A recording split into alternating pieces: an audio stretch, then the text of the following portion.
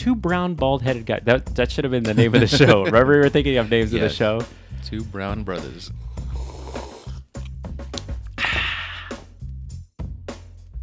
Guys, welcome to the Mo and O Show. My name is Omar Gonzalez, and here's my friend Mo. And on this podcast, we talk tech, we talk photography and food, and just two buds hanging out. Comics, movies, anything that we care to talk about. You know why? Because that's what we do. That's totally what we do. Unless, of course, you guys don't want us to do that. We're not wishy-washy. We stand by our... If you want us to stop, we'll stop. Okay, so in this episode, we are playing with our levels, apparently. Yes. Because I can hear... My breathing? No. So you want to know about the beard? Well, let me ask you. Your beard used to be super long, and now it's like shorter. It looks good. Well, what happened was every man who's grown a mustache or beard, I'm sure, has gone through this, where at one point, I'm going to touch it up. I'm going to touch it up by myself. Oh. I had a professional. Yeah, you had a guy. Yeah, I got a guy. He was doing it for me. He was really amazing. He's awesome. Tito over at True Glory. What does he do? Does he like comb it? He cut it with a scissor? No, he's new school. All right. So when I went to go look for a beard barber, I said I need to have an old school barber. He has to have shears, and he's gonna have to trim and this, that, and the other. And then I sat in Tito's chair. Okay. He was magical. Oh yeah. With that thing. Like I've seen pictures of stuff he does like on fades and stuff. And so after he was done, I sat back and I went, wow, okay, I see what all the hype is all about. And the good thing about this guy is he buys pizza for the homeless once a week with the tips and stuff. He takes all that money and he buys pizza for the homeless. And he also, first Monday and Tuesday of the month with a different barber, a friend of his, they go to homeless shelters and they cut men's hair. Wow. So, he's found religion and he's just a wonderful soul. So I figure if I'm giving money to somebody. Wait, now I feel worse about myself. You always bring up things that are like What? Like I need to do more community service. I need to give back to the We'll bring it back to Tito in a second. Okay. But here's what I've always wanted to do. Since I saw this project on the internet years ago where they went to homeless places or Battered Wives Society, and they've taken pictures of people and given the photos to the people, like for Christmas or holidays or whatever. I've always wanted to do that. So if you want to do that, I definitely let's say the word and get it going. I think this Christmas holiday or whatever holidays they celebrate could be the perfect time for that. But back to Tito and the beard. The whole point is we need to give back to the community. Exactly. We forget, You know what it is? We get so consumed on being busy that we forget that we have an ability to give people joy. And I mean, people who need that joy. Yeah. I mean, we have an art. And what's more precious than an art? How many people have a great portrait of the family like hanging up in their home? Like it's a rare thing because in the old days you'd go into a studio with a blue background and everyone would be standing all stiff, wearing the same polyester pants. And, yeah. And the movement for portrait photography is now, session fee is $200, $250, $300 to go to a park, and it doesn't include anything. And in today's human nature society, it's not about the family portrait; it's about the selfie. Oh, you're right. Yeah, it's like let me take a picture of me and show the whole world. But Tito, the beard guy, so once I got my first trims from him, I said, you know what, I'm going to keep coming back to him. I always pay more than I need to because I know where the money's going to. Besides his own pocket, he's also helping other people. Definitely. And then so what happened was it was a week that it's like two trims in a row. I had rushed him. I'm like, listen, I got to shoot tomorrow. Okay. I need to trim it. And I didn't think about it. And he's hooked me right up, put me right in the spot.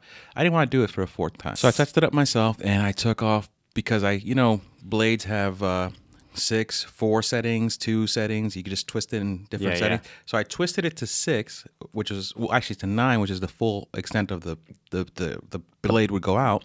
And I accidentally did something. By the time I put it to my beard, it was back to 6, and I heard, oh no! And I just saw fur flying, and I'm like, it's over. My run of a long beard is over. So I went ahead and I touched it up, trimmed it up myself, and I started growing it back out. It's been like 3 weeks now, 4 weeks. It still looks good. I mean, actually it looks better. This is the limit. You should stop. When I start dating Omar, that'll be important. But until then, his opinion is no. Yeah, I don't get the whole beard thing. No. Why not? Well, that's because you probably can't grow one. It's true. I don't think I would look. What was the most facial hair you've ever I grown? used to have a goatee. I'll find the picture and put it here. But I had with the hair still? Yeah. I had hair. That would look weird. Yeah. And I had goatee. It was during like Chandler and Friends era. So exactly. Enough said. So did you see the new Joaquin Phoenix quick, not true trailer, but camera test with sound is what they're calling it? I did. That's the one with the clown. Mm-hmm.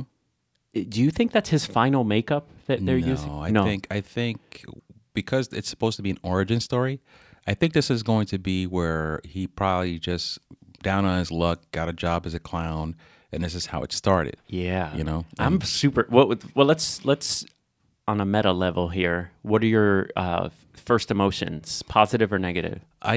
Here's. I hear a sigh. Because it's DC. And even though I know other people are making this movie and other people are writing the story, I just think it's going to fail. It's like the drug addict that keeps getting chances. Yes. And here's another thing, too. I'm very happy not knowing the origin of the Joker. It is an ongoing mystery. There is no true origin. Well, what about, the closest thing to an origin story we have is Jack Napier in the original what I was gonna say. Batman back in 1989. But that's not canon, though. Yeah, I know. You know? Jack Napier falling into the vat of chemicals. I thought that was cool. Well, see, here's the thing: the vat of chemicals that has been part of the comic book story. Yeah. So this Joker dude did fall into a vat of chemicals and became the Joker from there. But there's no story of who he was. He wasn't the guy who shot the Bat parents. You know. Yeah. Like they did in that story. You know, someone else. I forget the guy's name, but someone else killed them. Yeah. In that story, but. Again, I want the movie to succeed. I do. I really do, because it looks like it's got a great cast. It looks like it's being done totally non-DC universe-ish. Exactly. It's standalone film. But you asked me my gut, and my gut's telling me this is going to be another bomb. But my heart wants it to just fly away and be the greatest movie ever, win him an award or something. Well, I'm going to use something that you said, which is keeping expectations super low going in. You pulled the bow on me. Yeah, totally. So I think low expectations is one thing. But two, I like that they are keeping this away from, the Affleck Batman. The universe is completely on its own. And the casting of Joaquin Phoenix. Like just from did you see the Twitter post, which just says Arthur? Mm-hmm. I mean, just seeing his face, it's just fantastic. I think he can pull off the Joker. You don't think so? Oh my God. See, that's, I can't mow this one. I can't sunshine and rainbow this one. I first of all, Joaquin Phoenix is so not Joker. But he's like semi-crazy himself. And I will just say right off the top here, you look different than I remember. You've got a nice beard going, and oh yeah, thank you. How is that, the beard? In my way. Well, is it comfortable? Is it itchy? Is it? Are you pleased with it? I'm okay with it, but now you're making me feel weird about it. Yeah, but he's so not Joker. Like there were so many the guy who played the Goblin in Batman, Spider-Man. Who was he? Dafoe, William Dafoe. Oh, yeah. William Dafoe, of course, he's older, so maybe that's why it won't work with someone like that. But William Dafoe has a better Joker look than Joaquin Phoenix. I keep thinking of No Country for Old Men when I see Joaquin Phoenix, even though he wasn't in that movie. Why? That guy who played the bad guy in that movie, guy, yes. First of all, he's awesome. He's amazing. That movie, I've never seen evil to that level. Yeah, but anyway. He should be Dr. Octopus. He should be. That bowl haircut. But yeah, no, I mean, I never looked at Joaquin Phoenix and said, early Joker, perfect, or anything Joker related. Yeah, so, but Ben Affleck, I never thought Batman. I thought he did an okay job as Bruce Wayne. I'm sorry. There's no... You all are going to hate me now. There's no better Batman in the universe of DC than Ben Affleck. He played a perfect Dark Knight. But I keep Batman. seeing Ben Affleck. I see, I see him with Matt Damon. I want him to do it. I'm rooting for him. It's just my gut won't let me. My gut keeps telling me this guy doesn't know what he's doing for Joker. But like you said, many other people have come along and done great jobs. Like when I first heard Heath Ledger, like, what do you mean he's going to be Joker? And he killed it. Yeah, he killed it. That's what I'm saying. It. And so I again, think at you know, Leto that was in the Yeah. he did Joaquin Phoenix like a favor coming out with that terrible Joker, because imagine it was after Heath Ledger that we have Joaquin Phoenix. There's no way to follow up that act. So Leto as being the next Joker, which was horrible. And here's what I'm looking forward to. Does Joaquin Phoenix a favor. Here's what I'm looking forward to. I'm going to turn off my non-signing off on Joaquin, whatever the name is pronounced, and I'm going to say this. I'm going to put it on him and the director and the writer to tell me the story. And by the end of the movie, I want to leave there and saying this was the best choice ever.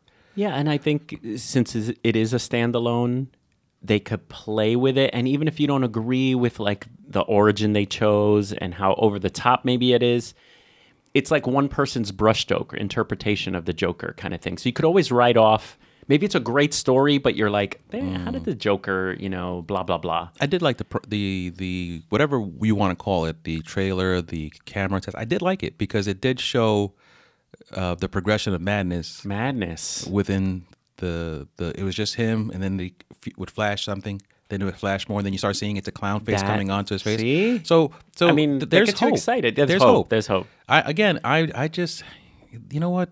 I found out there was no Santa Claus when it came out with DCU, okay?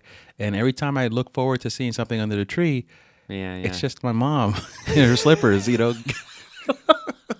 Giving you a Barbie doll. That's not what I wanted, Mama. I know. But you know what? When's it coming out? 2019, 2020? Yeah, I don't know. I mean, it's very early, but I think it's promising to just get something that's different from DC. And on the same boat, I'm almost hoping for something a little different from Marvel. You know, because I saw Ant-Man and Wasp, and it was a fun popcorn movie, if you know what I mean, right? Yeah. Same formula, a lot of cheesy jokes, and the action is so computer animated that, you know, I'm always excited when I'm watching the movies. And then this time I was like in the middle of the movie, and I was kind of like, they are just suckering us for cash. It was a good movie. And the worst part of this movie was that it made the mistake of coming after Infinity War. Yeah, that's probably what it is. Infinity War slapped you in the goodies. But listen, while I watched Infinity War, the epic war in Wakanda, I was kind of like, isn't this overdone? Army rushing each other? That's what people want, though. People want to see epic battles. You know, watch Braveheart. It started with watch Braveheart, yo. Braveheart started, but it was put to masterpiece level Peter Jackson's Lord of the Rings.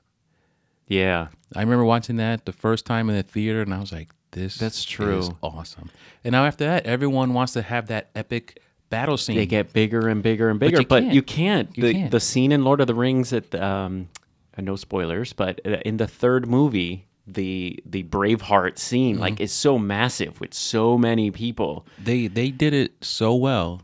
It's like, again, you can't do Heath Ledger's Joker. No one will ever do that again. Yeah. And I think the problem with the battle scene being at Wakanda, it was a whole bunch of people you didn't care about. Yeah. I mean, and then occasionally sprinkled in some of the Avengers. Yeah. You know, there was a lot of like some Wakanda warrior with this monster from over here. I don't care. Yeah, Keep it moving. Give me Thor versus I think that's Thanos. what it was. It was like the monsters that were coming out to, I don't know. Generic Johnnies. Yeah, generic Johnnies is the way to go for a PG-13 rating. Right. And that's the whole thing, too. Marvel's limited. Marvel universe is limited to what Disney will let them do. Yeah. And so, I mean, that's why my biggest fear that now Disney has a little bit of controlling over Deadpool to a small degree. Okay. Are they going to change the formula? Because even though Deadpool 1 was awesome, Deadpool 2 was good, I still would like to see another Deadpool movie in the same vein. I don't want to see it Disneyized. Yeah. No.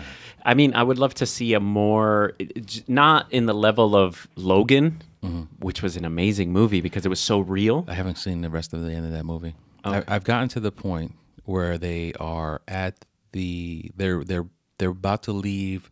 Where she was brought in and she first meets the professor. Yeah, the warehouse. That's as far as I've gotten. Okay. No, it's a great movie, but what I was going to say was what they did with Logan, which was make it very real with the rated R and the acting, I just wish they would do that with Spider-Man. We talked about this a bunch of times, but it's a movie for teens, it's for kids.